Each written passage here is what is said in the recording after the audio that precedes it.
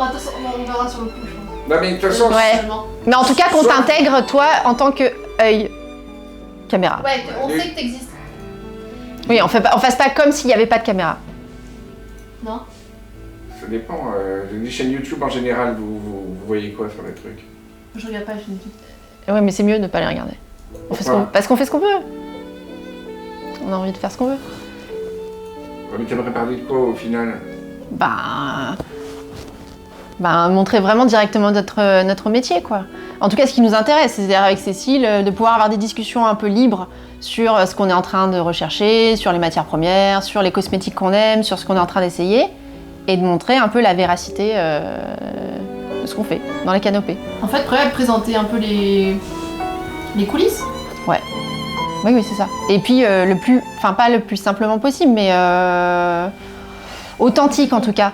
Vraiment comme on est là dans les bureaux, avec ce qui nous entoure, les jardins du MIP où on aime bien aller, notre jardin même à nous, les jardins qu'on va visiter, comme le dernier champ où on est allé.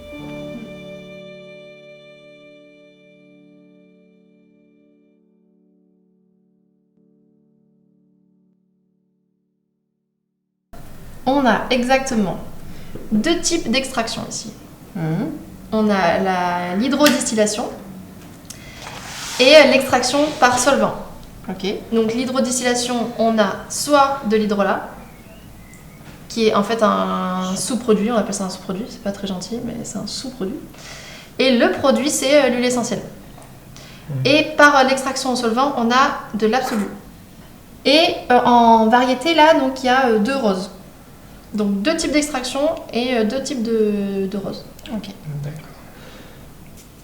Alors, on va sentir d'abord l'hydrolat, donc le sous-produit de la distillation, parce que c'est le moins intense.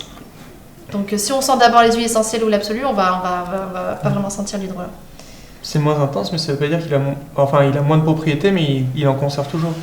Là, on conserve toujours. Et aussi, il a quasiment les mêmes propriétés que l'huile essentielle, parce qu'en fait, l'hydrolat, c'est de l'huile essentielle qui est dispersée dans l'eau. Qu'est-ce que tu en penses? En fait, il y a le côté très doux de la rose, sans avoir le côté super entêtant qu'on peut avoir dans une huile essentielle. Ouais, c'est vrai. Ouais, moi, je suis étonnée quand même, parce que en fait, c'est une eau florale, mais quand même, elle est puissante. Oui. On sent... Mais c'est pas la rose trop lourde et tout ça, il y a le côté vraiment frais. Ouais. Mais là... Après, c'est agréable, c'est doux.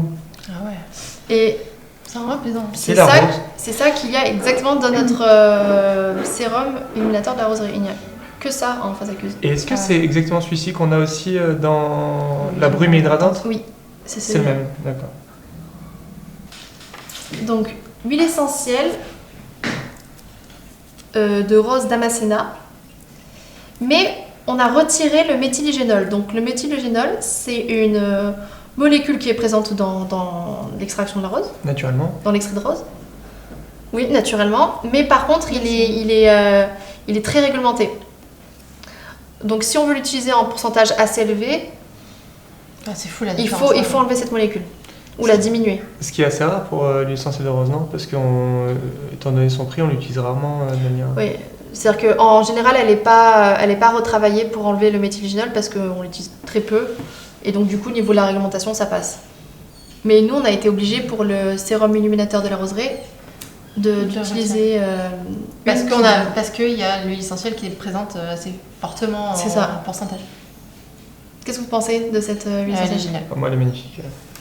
Enfin, c'est pas pour rien qu'on l'a sélectionnée, on l'adore. Puis en plus, on s'est habitué, c'est vrai qu'avec le sérum illuminateur, la rose, elle est extraordinaire. Parce qu'elle a le côté féminin, un peu sophistiqué qu'on peut aimer parfois sur la rose, mais côté frais ouais, aussi. La fraîcheur est là, on sent presque la rosée dessus. Ensuite, on peut passer donc à un autre type d'extraction qui est l'extraction par solvant. Et là, vous allez voir, ça n'a rien à voir. C'est-à-dire qu'on est sur de la rose et le type d'extraction fait que on obtient des molécules différentes et donc des odeurs différentes. Est-ce que... Oh là là. J'adore, c'est pas Je dit. sais pas. Mais tu le Bah vois, oui, mais là, que maintenant, ça sent c'est un truc. côté vert. Avec le solvant, j'ai l'impression qu'on a tout un produit, la rose, ses feuilles, la tige, etc. Alors que Quand on est sur le produit distillé, c'est vraiment Comme si tu avais le nez dedans. la rose, quoi. Ouais. Comme si on mettait son nez dedans. Donc en fait, le type d'extraction, la variété de la rose, l'origine, mais aussi le produit qu'on va prendre de l'extraction, donc soit l'hydrolat, soit l'essentiel, la concrète, la pommade absolue, c'est très important parce que ça change tout. Là, on est resté que sur la rose, on pensait qu'on allait sentir que la rose, mais non, c'est des subtilités incroyables. Enfin non, pardon, c'est et même pas que des subtilités, c'est Des grosses différences. Ouais. C'est aussi pour ça que le travail de recherche que tu fais, il prend beaucoup de temps. C'est parce que même sur une matière première qu'on pense pareil chez tout le monde, en fait non, il faut se poser et pouvoir évaluer différents fournisseurs, différents types d'extraction comme tu le disais. Et du coup, c'est impossible de pouvoir sortir vite un produit. Quand on veut le faire bien, ça prend forcément du temps. Et puis sur les propriétés, parce que du coup ça change tout. Ça change tout, ouais. Si ça sent différemment, les propriétés sont différentes. Parce que les molécules olfactives, elles sont, enfin chimiques du coup, elles sont importantes pour les propriétés cutanées. Oui. Et aussi, c'est compliqué quand on choisit une matière avec tel type d'extraction, telle variété à tel endroit. Si le fournisseur nous dit cette année ça a été difficile, je ne pourrai pas vous servir de produit, on est obligé de passer chez quelqu'un d'autre, mais donc ça va être obligatoirement différent. Ouais, c'est très difficile. Mais en même temps, c'est ça le jeu du naturel. Oui, bien sûr.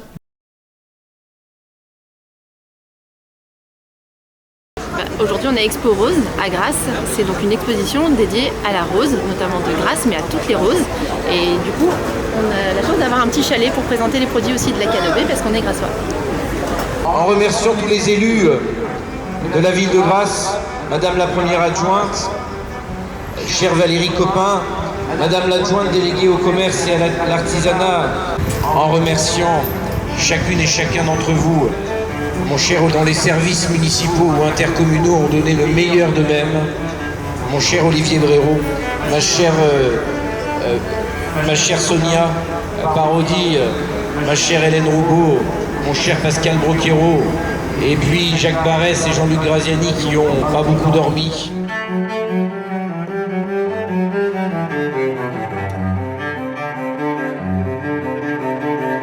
Expo Rose, c'est très important parce qu'il y a toutes les variétés de roses, dont celles des fleuristes qui ne sont pas utilisées pour la cosmétique, la parfumerie. Mais voilà, c'est la rose avec toutes ces variétés, dont les Centifolia, Damascena, toutes les roses très parfumées qu'on peut utiliser en cosmétique et parfumerie. Bah, c'est vrai qu'en plus, c'est le moment de l'année où on peut voir en un seul et même endroit tout le travail des agriculteurs des alentours avec différentes espèces, etc. Donc vraiment, c'est un moment très riche quoi, pour voir toutes les roses. Ouais, et puis c'est magique hein, quand on voit tous ces rosiers, toutes les couleurs qu'il peut y avoir, toutes les différentes odeurs aussi.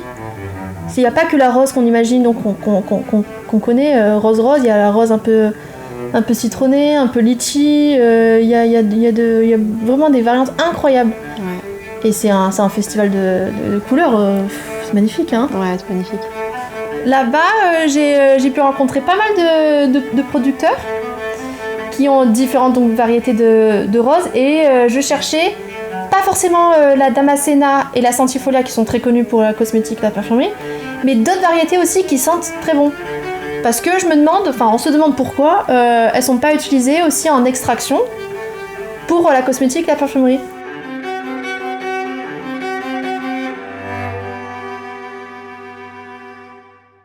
Donc j'ai vu pas mal de variétés qui sont d'ailleurs très belles, pas forcément la rose, elles sont blanches, un peu tachetées, tout ça, et je suis contente parce qu'il y en a beaucoup en fait.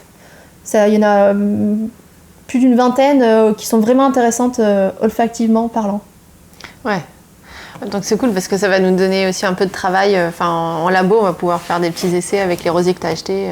Ouais. D'ailleurs, c'est un sacré travail de les maintenir en forme.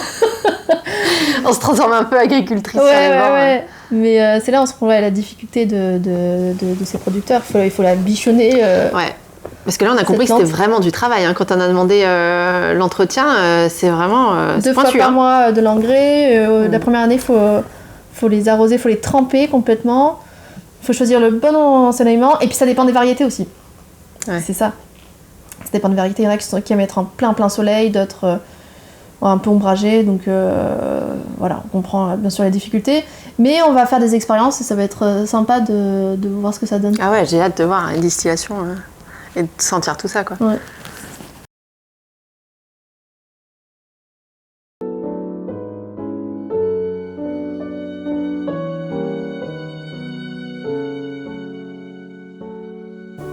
Ben là, en voulant aller voir du coup, là pour l'occasion les roses Centifolia et Damascena au jardin du MIP, ça a été presque une redécouverte parce qu'on y allait, ça fait un moment qu'on n'a pas été et franchement on était enchantés, quoi. J'avais l'impression d'être une touriste à redécouvrir les plantes grassoises. Et puis pas forcément à cette saison.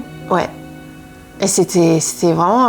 J'en garde... du coup, j'y suis retournée quelques jours après Moi aussi. avec le bébé et Pascal. J'ai envie d'y aller en fait tellement régulièrement parce que ça change en plus à chaque fois.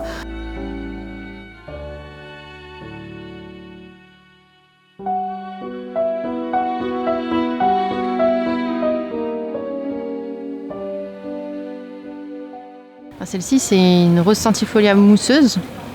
On voit ce qui vient protéger la fleur, ça ressemble à de la mousse et c'est assez collant, pégueux comme on dirait chez nous.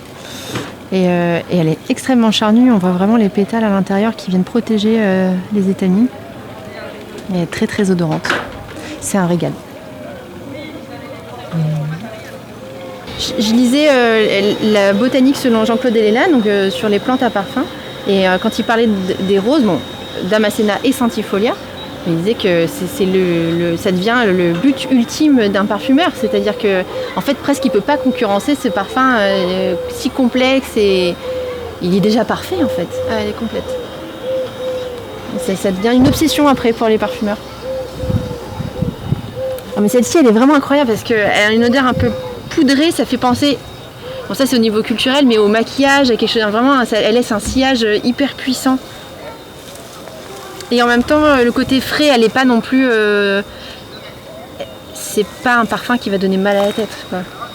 Ouais, après il y a des gens qui trouvent que justement la rose est trop forte, trop entêtante. L'odeur de rose qu'on peut connaître un peu des fois en parfumerie, c'est un truc assez lourd, poudré. Non, c'est vrai. Chaud. Et trop travaillé du coup. Tiens, tu Ouais. nous en par là. Et par contre, je comprends mieux. En fait, donc Centifolia, c'est pas la fleur aux 100 pétales, c'est plutôt Centifolia avec les 100 feuilles. Elle est très feuillue. Ouais. Et d'ailleurs, elles sont belles, hein, les feuilles. Enfin, j'aime bien parce qu'elles sont très claires par rapport à un rosier commun qu'on a dans le jardin. Elles sont très jolies, les feuilles. C'est marrant parce qu'elles sont fragiles physiquement, mais en tout cas, ces principes actifs odorants ne sont pas si fragiles que ça parce qu'on arrive à faire l'hydrodistillation. Donc, c'est-à-dire qu'on chauffe, la vapeur d'eau monte, capture les principes actifs odorants.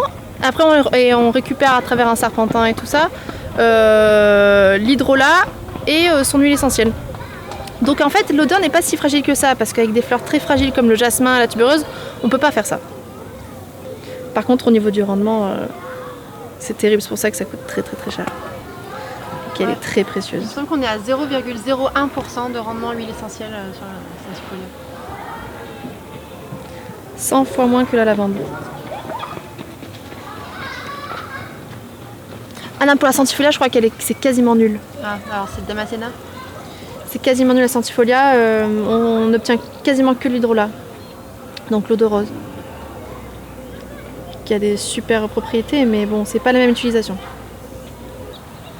En fait, dans la canopée, on fait tout de B à Z.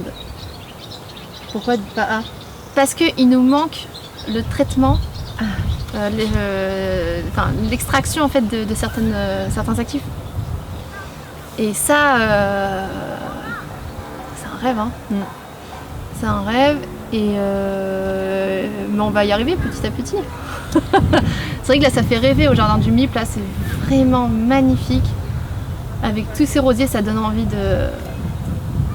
Moi, j'ai une envie de posséder ça. Je sais pas pourquoi. Non, mais ça donne envie de se lancer, c'est sûr.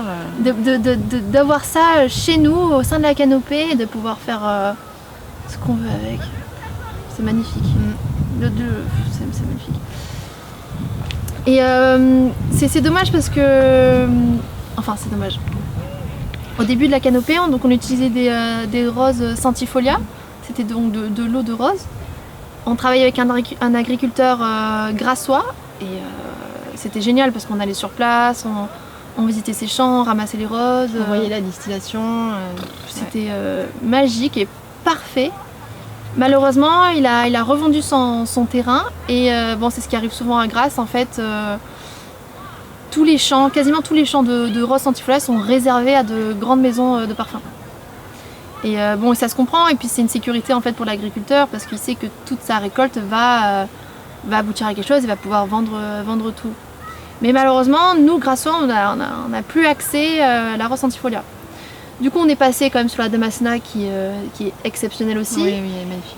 Mais on ne peut pas aller la voir, on ne peut pas la sentir. Elle vient de Tunisie, elle est vraiment exceptionnelle aussi. Mais on aimerait bien en tant que Grassoise retrouver un agriculteur qui proposerait son hydrolat de rose centifolia. Et sinon, c'est vrai qu'en parallèle, on pense beaucoup à avoir notre propre champ, faire ce qu'on veut aussi au niveau des variétés, pas avoir que la centifolia, mais aussi un peu la Damascena. Il y a d'autres variétés aussi qui sont très très bons. C'est vrai parce que culturellement, c'est un peu étrange. Moi, je pense que c'est historique aussi, notamment à Grasse. On s'est vraiment focalisé sur la centifolia et la Damascena, qui sont exceptionnelles. Hein. Mais c'est vrai qu'on s'en est rendu compte là en faisant Expo Rose aussi. Quand on remet le nez dans pas mal d'autres espèces, il y en a qui sont très très odorantes et très intéressantes. Donc finalement, pourquoi on n'exploiterait pas ça essayer de les distiller pour voir ce que ça donne en eau de rose, en hydrolat et peut-être aussi certaines en huile essentielle. En huile essentielle, oui, sûrement. Mais c'est ça qui est génial quand on a notre propre champ et quand on maîtrise cette facette en fait de notre métier. C'est génial parce qu'on fait ce qu'on veut. On met les variétés qu'on veut, on fait les essais qu'on veut. Et ça vous donne vraiment envie. Puis même au niveau propriété, ça doit être intéressant parce que si elles n'ont pas tout à fait la même chromato, donc la composition chimique qu'on connaît de la centifolia et de la Damascena, donc elles ont des propriétés tonifiantes, astringentes, donc elles sont bien pour l'anti-âge, pour les peaux sensibles. Et elles apportent aussi une action de prévention de vieillissement cutané. Il y a le côté aussi tout aphrodisiaque, etc. Là, c'est notre histoire avec le parfum de la rose. Mais du coup, je me demande, les autres odorants, est-ce qu'elles ont la même chromato, donc la même composition chimique, et est-ce qu'elles auraient d'autres propriétés ? Ça, c'est génial, parce qu'il y a quand même des choses à découvrir encore sur les roses. Déjà, rien qu'à l'odeur, on sent qu'elles sont différentes. Oui. Il y a une base similaire, mais elles sont différentes, donc c'est sûr qu'il y a des molécules différentes, et donc d'autres propriétés. À découvrir. Là, il y a une personne qui cueille les roses dans le champ. Et ça me rappelle les moments qu'on a vécu avec Juliette. On a eu la chance de vivre ça avec l'agriculteur avec qui on travaillait pour les roses de centifolia. Et on avait fait plusieurs matins avec lui où on cueillait la rose et c'était comme une thérapie. Ça sentait tellement bon et en plus à ce moment de la journée très tôt comme ça, on se croit dans un rêve. Il fait pas chaud, la température est parfaite, il y a l'humidité aussi, la rosée qui vient. Et l'odeur, cette odeur indescriptible. Enfin, vous la connaissez tous, mais elle est magique et parfaite à mes yeux.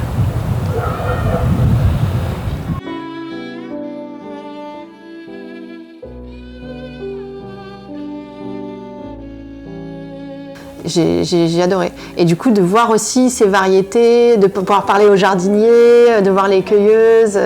C'est génial. C'était super. Et surtout que c'est pas si facile que ça, à grâce de pouvoir visiter un champ de roses. Donc là, c'est public et c'est super d'apporter ça au public. Non, c'est vraiment... c'était magnifique de replonger là-dedans. Ouais, c'était super.